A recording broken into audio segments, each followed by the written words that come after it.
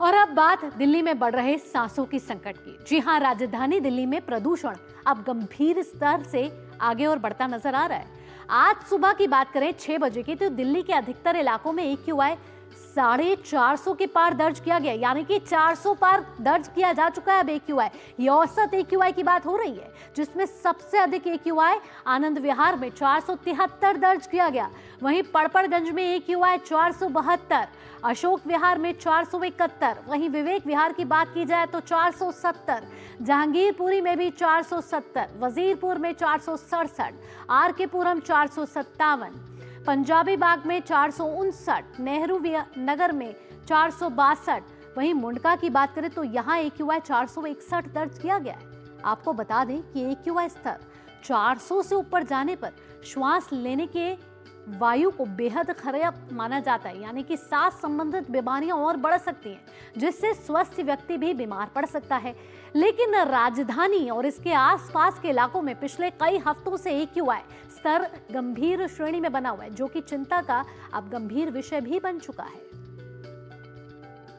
तो दिल्ली में बढ़ रहा इस समय सांसों का संकट। दिल्ली लगातार बनती जा रही है दम घोटू और AQI 400 पार दर्ज कर चुका है, जो कि गंभीर श्रेणी में आता है।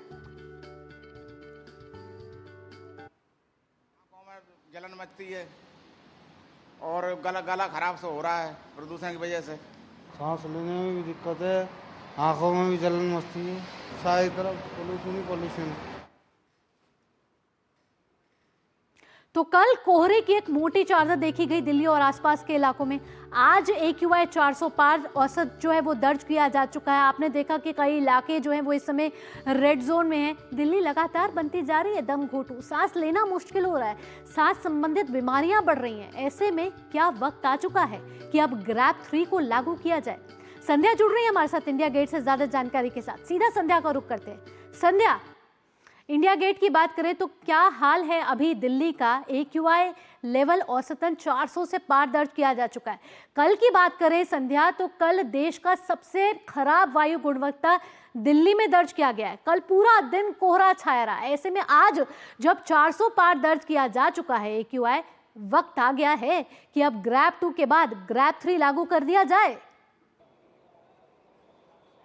बिल्कुल भावना, अगर हम प्रदूषण की बात करें तो वायु गुणवत्ता सूचकांक जो है वो लगातार बढ़ता जा रहा है। और अगर हम अल सुबह की बात करें तो लगभग 453 के नज़दीक AQI था और वायु प्रदूषण जो है वो लगातार बढ़ता जा रहा है। जिस तरह से आपने ग्रैप 3 की बात की, तो हालांकि इसको लेकर के कल चूंकि गंभीर श्रेणी में अब वायु प्रदूषण पहुँच चुका है, तो इसको लेकर के कल एक बैठक भी आयोजित की गई थी। हालांकि अभी ग्रैप 3 लागू करने को लेकर के बात नहीं की गई है, क्योंकि IMD की तरफ से जो कहा गया है कि मौसम जो है वो धीरे धीरे साफ होने लगेगा और उसकी वजह से हवा जो है वो चलने लगेगी और उसकी वजह से संभावना व्यक्त की जा रही है कि शायद जो प्रदूषण का आंकड़ा है वो उसका स्तर जो है वो कम आएगा, तो कम होने की संभावना व्यक्त की जा रही है इसको लेकर के।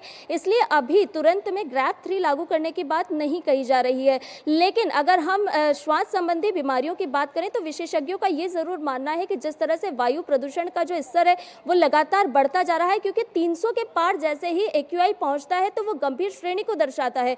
और इस समय की अगर बात करें तो राजधानी में 400 के पार पहुंच रहा है, यानी कि गंभीर से भी गंभीर श्रेणी को दर्शा रहा है।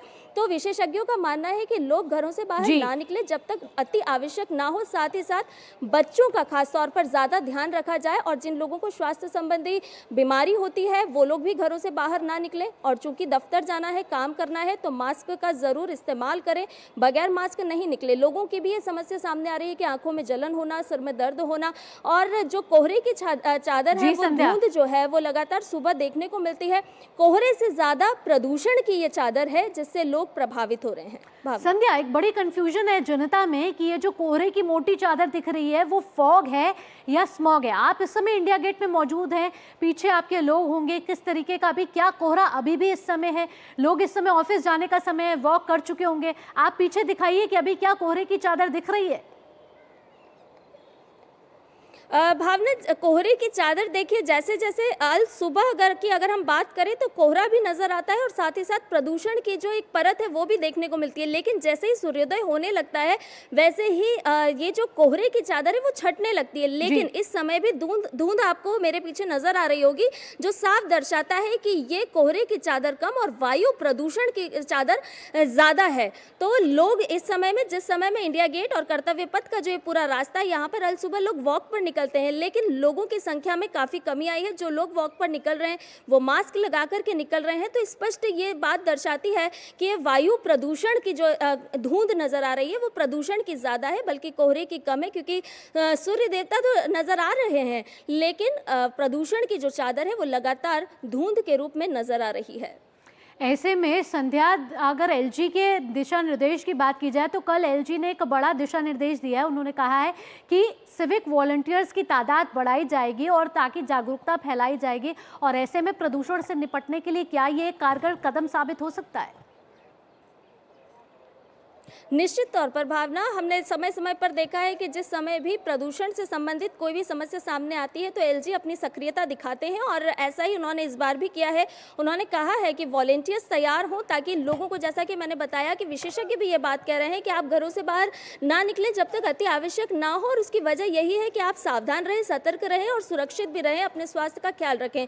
यही एलजी ने ध्यान में रखते हुए वॉलेंटियर्स की एक टीम तैयार की है ताकि वो लोगों को अवेयर करें, जागरूक करें और ये साफ तौर पर दर्शाएं कि अगर वायु प्रदूषण आपको गंभीर श्रेणी में दिखाई दे रहा है तो ज़रूरी नहीं है, तो आप घरों से बाहर ना निकलें। साफ तौर पर अपने घरों के वृद्धों का ध्यान रखें, अपने बच्चों का ध्यान रखें। और स्कूल की अगर हम बात करें तो कई स्कूल ऐसे हैं जहां पर मैदान में जो मॉर्निंग प्रेयर्स होती हैं, ये होती हैं, इसको लेकर के अभी बंद करने की बात कही गई है। कई स्कूल्स में इसको बंद कर भी दिया गया है।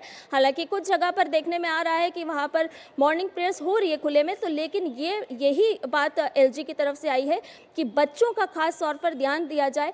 और वहीं अगर हम पाकिस्तान और बांग्लादेश की भी बात करें भावना, एक बात और मैं इसमें जोड़ना चाहूँगी कि उत्तर भारत जहां वायु प्रदूषण से लगातार जूझ रहा है, सामना कर रहा है, वहीं हम पूर्वी पंजाब की बात करें पाकिस्तान के तो वहाँ भी गंभीर श्रेणी में वायु प्रदूषण पहुँच चुका है। और आपको बताऊँ कि यूनिसेफ ने 1.1 करोड़ बच्चों पर गंभीर संकट गहराने की बात कही है।